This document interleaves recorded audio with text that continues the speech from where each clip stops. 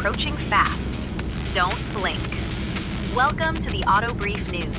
I'm Amber Light, your resident telemetry obsessive and digital architect. And I'm Jim Carter. Keep the shiny side up, mate. I'm the man who still believes a luxury sedan shouldn't require a software engineering degree to operate the air conditioning. It's Wednesday, June 3rd, 2026. This is the studio, our dedicated space for tearing down the engineering, the philosophy, and the telemetry of the industry's most significant new releases. And today, we are looking at a car that has somehow managed to do the impossible. It has earned a compliment from Jim Carter. Don't act so shocked, Amber. I'm a reasonable man. I just have standards. Predictably aggressive, Jim. I am going a completely different route.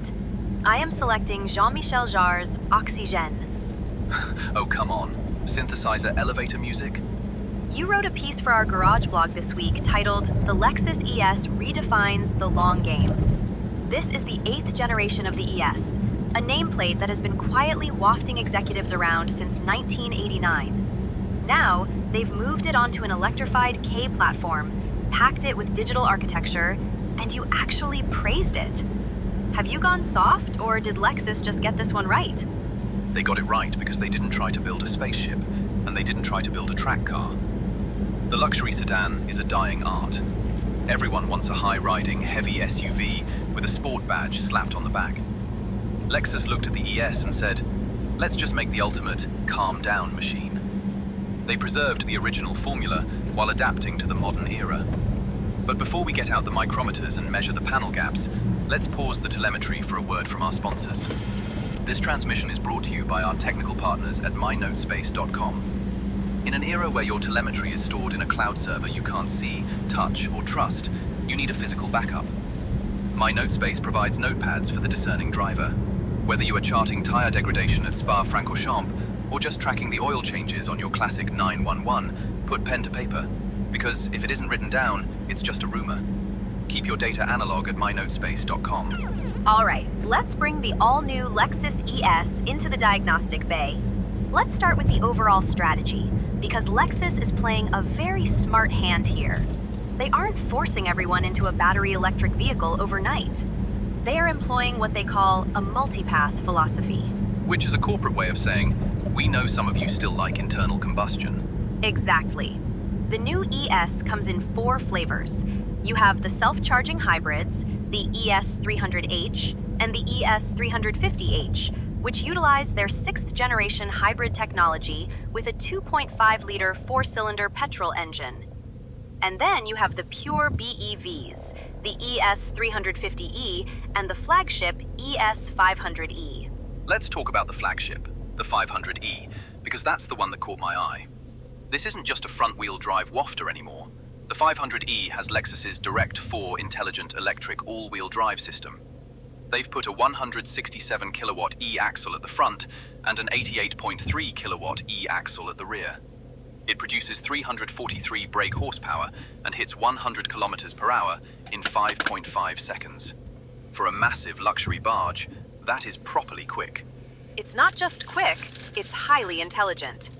The Direct 4 system adjusts drive torque distribution between the front and rear wheels in milliseconds, faster than any mechanical differential ever could. It can shift from a 100 to 0 front bias to a 0 to 100 rear bias, depending on acceleration, wheel speed, and steering angle. It creates an incredibly stable vehicle posture. But Jim, I have to ask you about the feature I know you secretly love, but should logically hate. The interactive manual drive. Yes, the interactive manual drive. It is, objectively, skeuomorphism.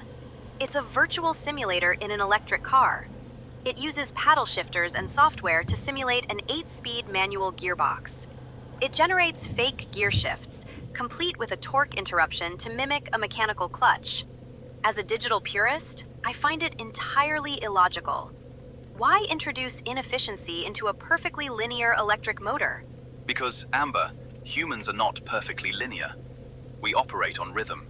We operate on tactile feedback. Yes, it's fake. I know it's fake. The car knows it's fake. But when you are driving on a winding road, the ability to pull a paddle, feel a mechanical jolt, and use engine braking to shift the weight of the car to the front axle before a corner, that is how you drive dynamically. It bridges the gap between the soulless, single-pedal appliance and the mechanical engagement of the past. It's a peace offering to the petrol heads, and I accepted. I suppose I can appreciate the psychological engineering behind it. Speaking of engineering, let's look at the dimensions and the chassis. They built this on a heavily revised Global Architecture K platform. It's a larger car in every dimension. It's 5,140 millimeters long, an increase of 165 millimeters over the old one. The wheelbase is stretched by 80 millimeters to 2,950 millimeters, and it's wider by 55 millimeters. Usually when a car grows that much, it ends up looking like a bloated whale. But chief designer Yahiko Kumai pulled off a masterstroke with the Cleantech X elegant styling. They added a black side molding that visually reduces the perceived height of the car, and the rear has this flowing, trunkless sweep that tapers beautifully. It has a planted, athletic silhouette without looking like it's trying too hard to be a sports car. And the aerodynamics are meticulously detailed. The BEV models feature active grille shutters to reduce drag. But my favorite detail is on the underside. They engineered a full, dimpled undercover to smooth the airflow. And for the first time on a Lexus, they added aero-stabilizing fins directly onto the undercover to suppress turbulence at the rear. That is exactly what I love. Hidden, obsessive mechanical engineering. You can't see those fins, but they are working constantly to give you a more stable ride. They also swapped out the old suspension setup. The front is a newly designed McPherson strut, but at the rear, for the first time in an ES, they've fitted a multi-link suspension. Combined with the AHBC electronically controlled braking system, it uses an electric cylinder instead of a pump motor. And if you don't spec the adaptive variable suspension, the car uses vehicle braking posture control. When you brake into a corner, it actively adjusts the braking force across the wheels to reduce body roll, front dive, and rear lift. It keeps the cabin perfectly level. Which brings us to the cabin. The interior. The sanctuary. This is where Lexus absolutely schools the European competition right now. The interior design is governed by the concept of omotenashi, the Japanese principle of anticipatory hospitality. I love what they've done with the Tazuna cockpit. It's human-centered. The 14-inch touchscreen display is massive, but it's ultra-slim, only 10 millimeters thick, and the computing power behind it is phenomenal.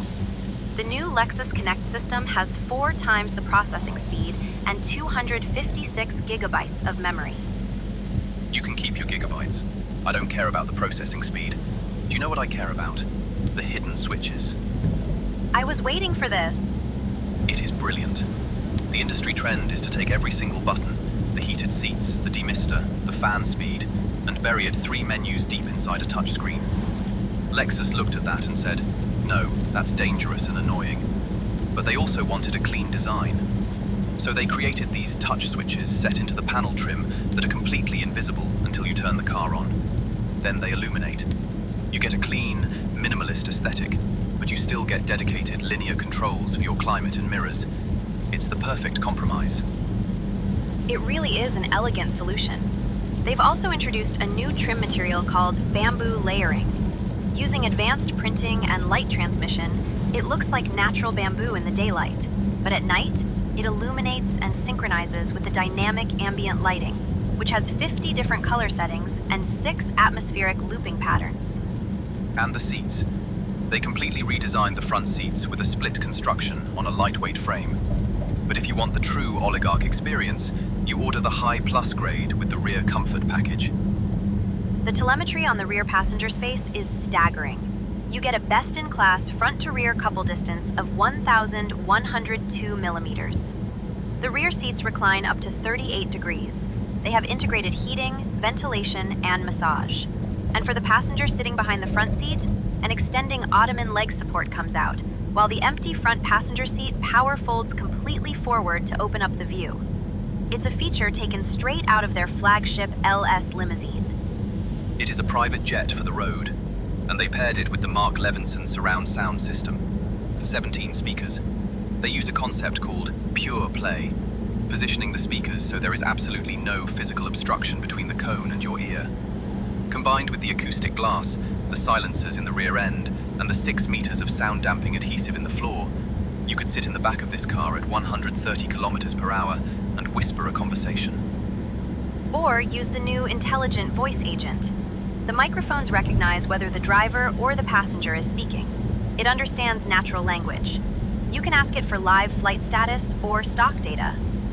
Because that's exactly what I want to do while driving a winding alpine pass. Check my mutual funds. You are missing the utility. It's about seamless integration. Speaking of which, the new ES introduces the Smart Digital Key Plus. You don't even need to open an app. It's integrated into your smartphone wallet. Even if your phone battery dies, the NFC chip allows you to unlock and start the car. You can share the digital key with up to 6 other people instantly. I still prefer a heavy piece of metal and leather in my pocket, Amber.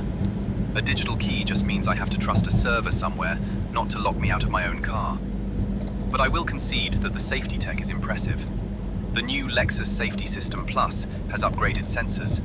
The horizontal viewing angle is up by 115%, and the detection distance is up by 170%. It's a massive upgrade. The driving assist display now shows up to 6 vehicles around you in real time. It features front cross-traffic alert, lane change assist, and an emergency driving stop system. If the driver monitor camera detects that you are unresponsive or losing consciousness, it will automatically slow the vehicle to a halt within its lane and activate the hazard lights.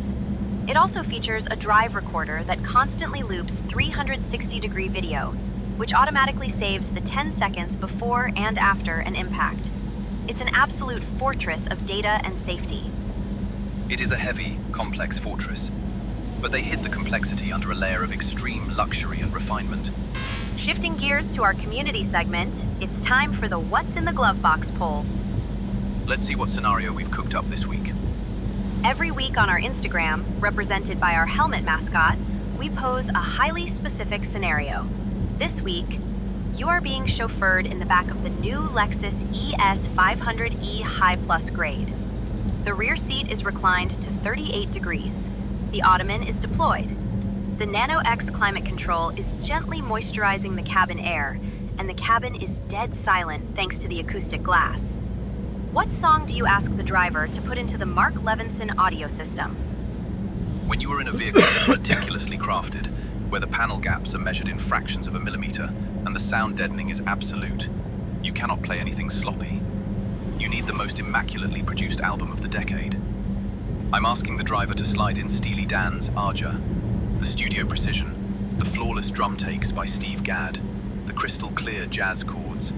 It perfectly mirrors the obsessive Japanese engineering of the ES. That is surprisingly thoughtful, Jim. I respect the logic. However, I am taking the Omotenashi hospitality principle to its absolute extreme. I want pure, uninterrupted serenity. I'm choosing Brian Eno's Ambient One, Music for Airports. It is spacious, it is algorithmic in its composition, and it is designed to induce calm. It turns the ES from a car into a rolling sensory deprivation tank. You've invented a new category, automotive somnambulism. You're going to put the chauffeur to sleep, Amber. Let us know who won this week's poll at the autobrief.news. All right, it's time to render our final verdicts. The garage rating. Green light, amber light, or red light? Jim, you're up. The all-new Lexus ES. I despise bloated infotainment screens. I loathe digital keys, and I generally mourn the loss of mechanical connections. But Lexus didn't try to build a Nürburgring record breaker here. They stayed true to the ES lineage. They gave us real buttons via the hidden switches. They gave us a multi-link rear suspension and structural rigidity. They even gave me a fake manual gearbox to play with when I get bored. It is a masterpiece of unpretentious, quiet luxury. It's a green light from me. Wow, 2 green lights for you in less than a month. I am writing this down in my MyNotespace logbook. For me, it is also a very confident green light. Lexus has executed the multipath strategy flawlessly. They've provided 800-volt class BEV performance with the 500e, while maintaining the highly efficient self-charging hybrids for those not ready to plug in. The tech integration is seamless. The 14-inch UI is lightning fast, and the safety telemetry is class-leading. It is the definitive modern executive sedan. It seems we are finding a lot of common ground lately, Amber. It's making me uncomfortable. Next week, I'm going to find the cheapest, loudest, most obnoxious internal combustion car I can find just to restore the balance. I look forward to the headache. That wraps up this episode of The Studio. I'm Amber Light. The future is approaching fast. Don't blink. And I'm Jim Carner. Keep the shiny side up.